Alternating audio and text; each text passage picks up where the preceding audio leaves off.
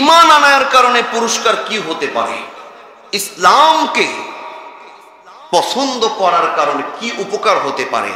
আল্লাহ বলছেন দুনিয়ার সবচাইতে উত্তম ব্যক্তি হলো, সবচাইতে দামি ব্যক্তি হলো, সবচাইতে দুনিয়ার সবচাইতে সফল কাম ব্যক্তি কারা, যারা ইসলাম গ্রহণ করেছে, ঈমান আনয়ন করেছে। বলি আল্লাহু আকবার।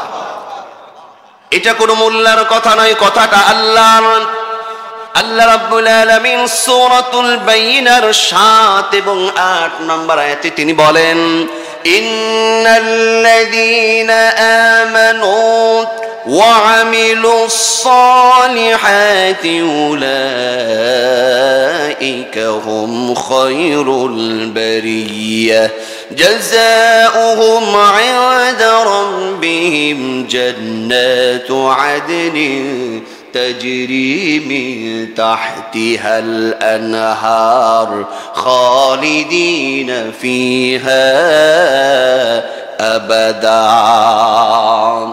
আল্লাহ বলেন নিশ্চয়ই যারা ঈমান আনয়ন করেছে, ঈমানদার ব্যক্তিগুলোই কেবলমাত্র পৃথিবীর দুনিয়ার সমস্ত মানুষের মধ্য থেকে ঈমানদার ব্যক্তিরাই হলো সর্বোত্তম সর্বোৎকৃষ্ট। বলি সুবহানাল্লাহ। জাযাউহুম ইনদা রাব্বিহিম জান্নাতু আদনিন তাজরি মিন তাহতিহাল আনহার।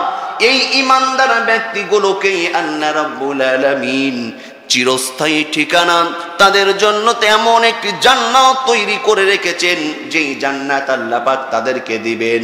সেই জান্নাতের তলদেশে নহর প্রবাহিত। বলি সুবহানাল্লাহ। খালিদিনা ফিহা আবাদা। আর সেই জান্নাতে তারা চিরস্থায়ী চিরকাল সেইখানে অবস্থান করবে।